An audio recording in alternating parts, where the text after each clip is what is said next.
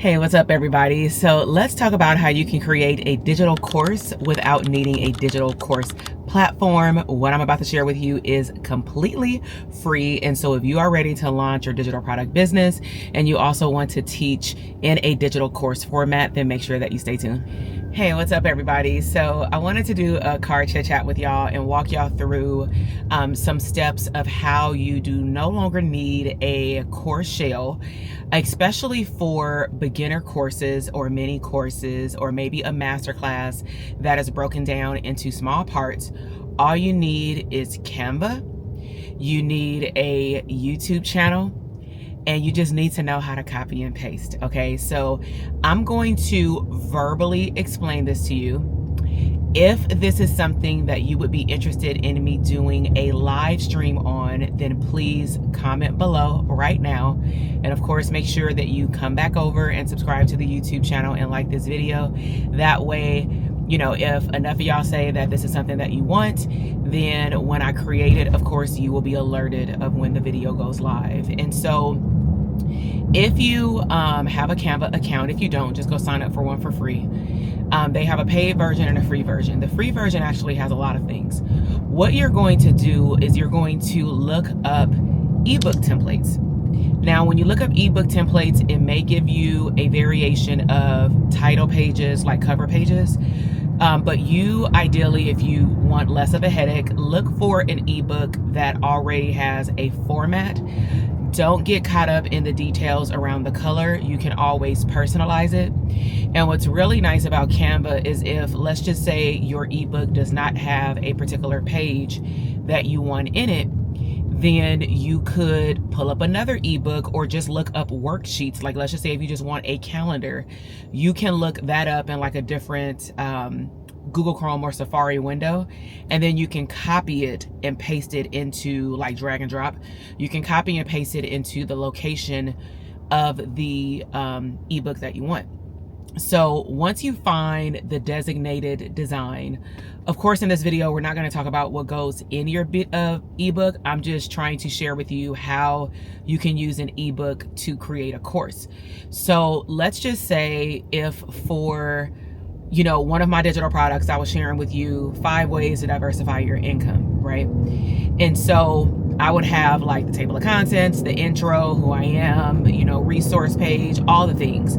But in the middle, I may be explaining, like I am right now, in a brief version in words, what I want to teach you. But I may feel like, you know what, this context really should be shown, or I may feel like I can be more relatable to you if I, you know, feel like I'm talking to you like I'm doing right now. So, prime example, I'm recording in my car. Not ideal. Sometimes you can hear the road. Sometimes, you know, the camera may shake a little bit if I'm on the freeway. But my goal is to really build a relationship with the community that is, you know, through YouTube and my podcast and on social media. And I have found through feedback from my clients and my customers that they actually have related to me more when they hear my voice, whether it's on, you know, podcast voiceover, but especially live stream or video. So I make it a point to just pick up my camera and record.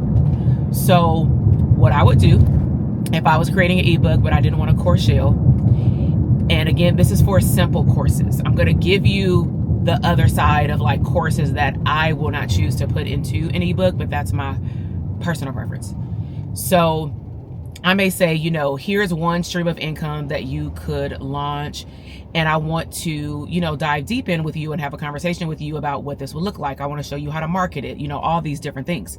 So I would pick up my iPhone, or I'm on my DJI, but you can use your iPhone. Just ideally use the back lens of your camera, wipe off your lens. I will link up below and find some of the best, highest quality back end camera mirrors where you can actually see yourself in screen. That way you can record it horizontally so that it's the 16:9 version of what's equivalent to YouTube. And then find good lighting, ideally natural lighting, or buy a ring light and press record. Don't worry about editing right now. Just act like you're doing a live stream, right? Now you have the choice of sharing slides, or you can just have a conversation like this.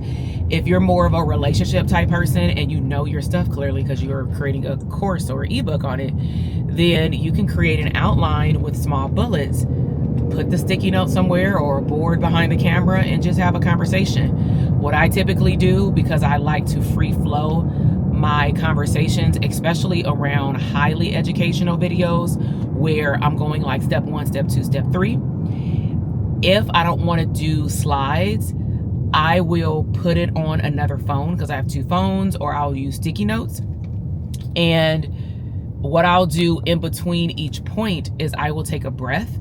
I will look down at my phone. And then the reason why I take a breath is so that I know I'm transitioning, and it also signals whether it's me or a video editor that's editing the video, they know when to cut it, right? So it's super simple. Clearly, if they see me looking down, then I'm not talking really.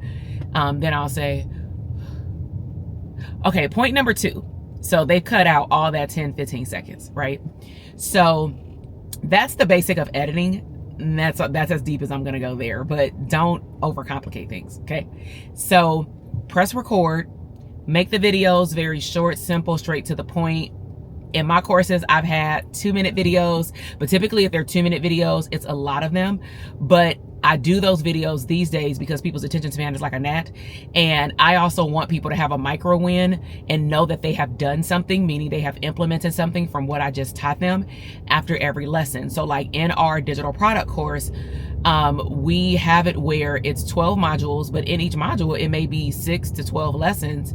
But once you're done, technically with the whole program, you've built out, launched, and debriefed and relaunched your product. And then you also have some stuff in there about branding or whatnot. And so in the ebook, getting back to Canva, you have to know how to copy and paste a hyperlink.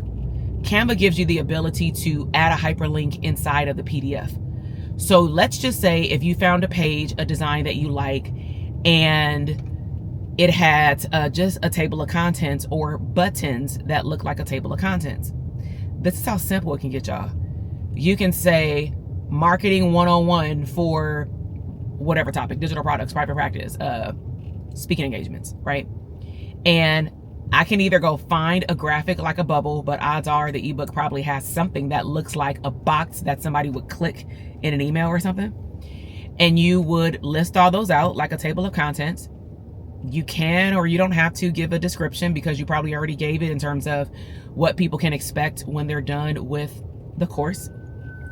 And you can call it a guide, you can call it a blueprint, you can call it a course, you can call it an ebook, but make sure that you tap into what would be the best fit for what you're giving. And what you're going to do is when you upload the video, this is really important. When you upload the video in YouTube, make sure that you upload it to a channel that if you do have a community over there, that it's branded to the topic that you're covering or it overlaps. So if I had a cooking channel, I wouldn't put, how do you want to learn about digital products on my cooking channel? I would put it on my business educational vlog behind the scenes channel because I'm showing up as a business guide and mentor while showing people how to design a business around their life. Okay, so when I upload those videos, I'm going to upload them as unlisted. Now, by default, YouTube will typically do this anyway. If not, it may do it private. The difference between private and unlisted is really important because I did not know this when I used to use YouTube back in the day when I was doing health coaching, workouts for women, etc. I would record myself, I would upload the videos. I knew about YouTube before I knew about YouTube, and I wish I would have known what I know now because man, oh man, I just always wonder like, what would have happened if I just would have stayed consistent? I believe I even got monetized back in the day. I digress. Okay, so you're gonna upload your video. That's why it needs to be 16:9 horizontally. You can add a thumbnail, but it's unlisted, so you actually don't have to. I'm just removing a lot of the guesswork and headache work for you. And then if you do it unlisted, anybody who has the link can view it. If you have it private, no one except anyone who's logged into your account can view it. So that's why you don't want to make it private, because then you're going to have all these people requesting to get access to the video. And what's the purpose of that if you want to have something that's operating passively in the background? So once you have the YouTube link, copy and paste it, go over to the Canva document and paste the link in the button or on the text as a hyperlink. Hey, so I know the sound is different. What I decided to do in the middle of this video is do a screen recording and show you exactly what I mean by using one of my guides, actually called the Launch Execution Guide, so you can see how to embed a hyperlink, okay? So once you get a template in Canva, I'm going to scroll down all the way to the bottom where we have hyperlinks. So let's just take this page right here. After people go through this launch execution guide, I then want to leave them with some tutorials. So a lot of my clients have asked, like, how do I find the template for ebooks? And so I have something like that on YouTube. How do I edit it? Or I don't want to do the design by myself. Okay, we'll go over to Fiverr. How do I sell my digital product? Go over to Stand Store and do a trial. And so the way that these were created is you can take any document, just like you would a Google Doc, highlight the section that you want. And then let's just say if I wanted to highlight this entire section, or you can create like a button, then you see here this little area popped up that said link. All you would do is type in or copy and paste the hyperlink. So if you want to take it to an unlisted video on YouTube, you do that. Or if it's in Google Drive, wherever the video is or wherever you want someone to go, you would simply just copy and paste the hyperlink there. Now you can also do this with a button. So I'm just going to create a sample page. I'm going to go over here to Elements. I'm going to type in button. Now they have different kind. So we're going to just look at graphics. And you see here, they have different shapes. Now you can choose the shape. You can also choose the color. So let's just say we want to do this square one. And let's just say you have a whole page full of resources or a list of videos that you want people to see. So you can change the color. Let's just say if I wanted it to be on brand, I would do the pink there. And then I would come over here to text, do the title, and put, let's just say I put module 1. Okay. So you want to make sure that it's the font that you always use. You want to make it a little bit smaller. That font looks a little big for the button. So I may do a different font. If you have not sat down and thought about what fonts you use for your content, that is key, because you want to keep, the same type of content that you can use over and over again. So I may use the bold, and then I'm going to drag it up here. Okay, so it may not be all the way even, but it's right there. And then you can also make this a little bigger if it doesn't fit all the way. And then you can drag it over.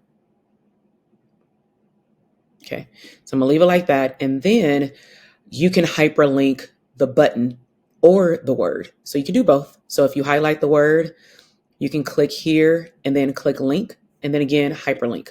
You can click the button, 3 dots, and the hyperlink. And that's how you embed hyperlinks into your guide or your ebook so that you can get your customer or client to another location. Hyperlink. Just make sure that you give people's instructions to say like, hey, here is all of the training videos.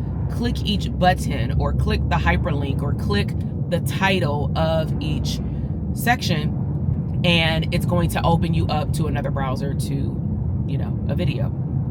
So that is how you can technically create a guide with a explainer, tutorial, training videos, mini course inside of an ebook without someone needing to log in. Now, I do want to talk about some things in business that you want to consider before you do this. And it really is around one mindset around intellectual property, more so limiting beliefs. And then also personally, what I choose not to put in formats like that. So let's cover limited beliefs first. So one limiting belief that I see happen all the time, whether it's through direct services, but especially in the digital product space, is, well, what if somebody shares my link? What if somebody forwards my ebook? At the end of the day, people are going to do what they're going to do, because you may think that putting something inside of a portal is going to protect your intellectual property. Well, put the disclaimer in there about don't share X, Y, and Z intellectual property. However, people can figure out a way to give somebody else access to their stuff. I'll just leave it at that. So if your whole mindset is being consumed to think about what if somebody gets my stuff, I want you to ask yourself simply, How is this energy that I'm spending on overthinking if somebody gonna take my stuff? How is this energy removing me from actually marketing my product? I could be making more money, you know what I'm saying? And so, yes, have your ducks in a row in terms of your disclaimers around intellectual property, any copyright material you have, trademark material you have, all the things. But I don't want you to get lost in a sauce, because that will prevent you. And I've seen it firsthand from a lot of my customers. And then some of them, you know, listen, and then they get around that mindset and then go ahead and launch their product. But a good amount of them start off with, before they even create the product, well, what if somebody steals it? Or if I'm in a group coaching program, I don't want to share my idea because somebody else may take it. Okay, so if we look at a grocery store, right? Like, I like soy milk. I like lactose milk. I like organic milk. Some people may like whole milk. Some people may like low-fat milk. At the end of the day, when you go in the store, there is about 1,000 types of milk. Do you think that the 50th person coming into the store that owns a milk company is gonna say, oh, well, I don't want to really bring my milk in here because y'all already got too many? No, they're gonna put their milk on the shelf, right?